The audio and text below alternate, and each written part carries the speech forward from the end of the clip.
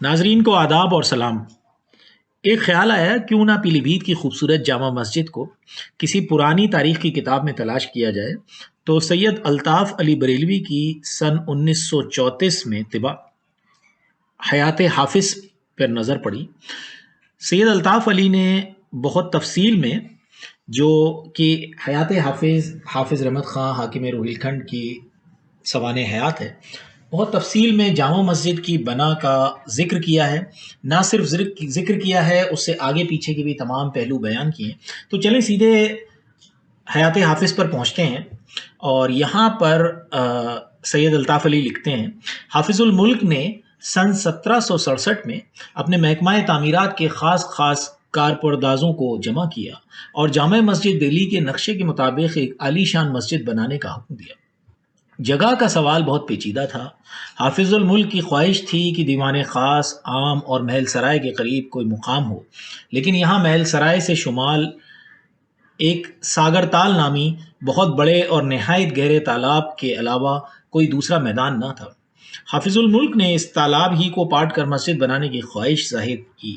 منتظمین نے عرض کیا، اس تالاب کو پاٹنے میں بے شمار روپیہ صرف ہوگا، اگر اس کے بجائے کوئی اور دوسری جگہ پسند کی جائے تو مناسب ہوگا تاکہ عالی شان مسجد بھی بن جائے اور اس قدر روپیہ بھی صرف نہ ہو۔ اس پر حافظ الملک نے فرمایا، ہماری منشا یہ ہے کہ مسجد دیوان عام اور خاص کے قریب بنے تاکہ اکثر اوقات نماز جامع مسجد میں ادا کی جائیں۔ علاوہ بنی کوئی اور جگہ بھی خالی نہیں ہے جہاں اس عمارت کو قائم کیا جا سکے۔ بہت سے غربا، فقراء اور علماء کے مکانات ہیں جن کو ہموار کر کے مسجد تیار کی جا سکتی ہے، لیکن اس بات کو ہماری طبیعت گوارا نہیں کرتی۔ ہمارے نزدیک بے شمار روپیہ صرف کرنا آسان ہے، لیکن محتاجوں اور مسکینوں کو تکلیف دینا غیر ممکن ہے۔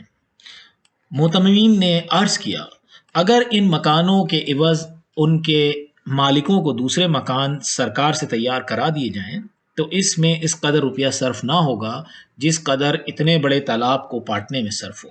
حافظ الملک نے جواب دیا، تمہارا مشورہ ہماری خیرخواہی پر مبنی ہے، لیکن ظاہر ہے کہ کوئی متنفس اپنے مکان کے انہدام پر راضی نہ ہوگا، اگرچہ اس کے عوض میں اس سے بہتر ہی مکان اس کو بنوا کے دوں۔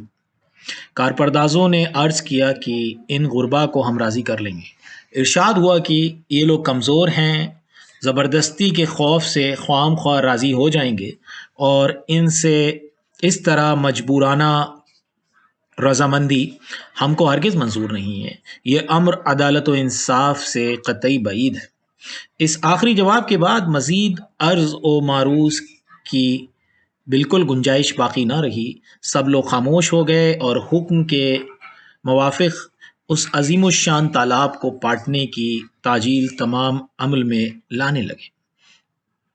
تالاب پٹ گیا تو حافظ الملک نے بنائے سنگ بنیاد کی رسم کے روز روہیل کھنڈ کے تمام علماء، فضلاء، فقراء، شیوخ اور قضاء کو مدعو کیا۔ جب یہ تمام لوگ جمع ہو گئے تو حافظ الملک نے ایک منبر پر کھڑے ہو کر یہ تقریر کی، اے بزرگان ملت، اس مبارک تقریب کے موقع پر میں آپ صاحبوں کو اس عرض سے جمع کیا ہے کہ آپ میں سے کوئی بھی ایسے بزرگ جنہوں نے کبھی اپنی آنکھ، اپنا ہاتھ اور اپنا قدم حرام کی طرف نہ اٹھایا ہو، وہ اس خانہ خدا کا سنگ بنیاد اپنے ہاتھوں سے رکھیں تاکہ اس کی برکت سے یہ پاک عمارت تا ابد آباد و قائم و دائم رہے۔ ان الفاظ کو سن کر تمام حاضرین پر سکتہ کا سا عالم طاری ہو گیا اور سب نے اپنی اپنی گردنیں جھکا لیں۔ تھوڑی دیر توقف فرمانے کے بعد حافظ الملک نے پھر خود ہی ارشاد فرمایا کہ الحمدللہ مجھ عاجز فقیر نے مدت العمر اپنی آنکھ، اپنا ہاتھ اور اپنا قدم حرام کی طرف نہیں اٹھایا، اس لیے مجبوراً میں ہی اس خانہ خدا کا سنگ بنیاد اپنے ہاتھ سے رکھتا ہوں، خدا میری مدد کرے۔ اس کے بعد حافظ الملک نے اپنے دست حق پرست سے مسجد کا سنگ بنیاد رکھا۔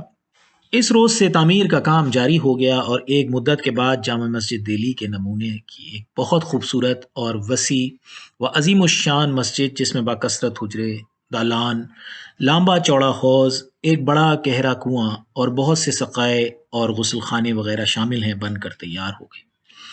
ملا حافظ سعد اللہ خطیب اور ملا موسیٰ مؤذن مقرر ہوئے۔ ایک عالم نے اختتام تعمیر کی تاریخ حدیث نبوی سے یہ نکالی: المسجد بیت المتقین 1181 ہجری۔ تعمیر میں 3 لاکھ اور چند ہزار روپیہ صرف ہوئے۔ اس مسجد اور جامع مسجد دہلی میں بے حد مطابقت ہے۔ چند چھوٹی چھوٹی باتوں میں ضرور فرق ہے۔ اول یہ کہ دہلی کی مسجد بلند کرسی پر بنائی گئی ہے جس میں اس کی شان دوبالا ہو گئی ہے۔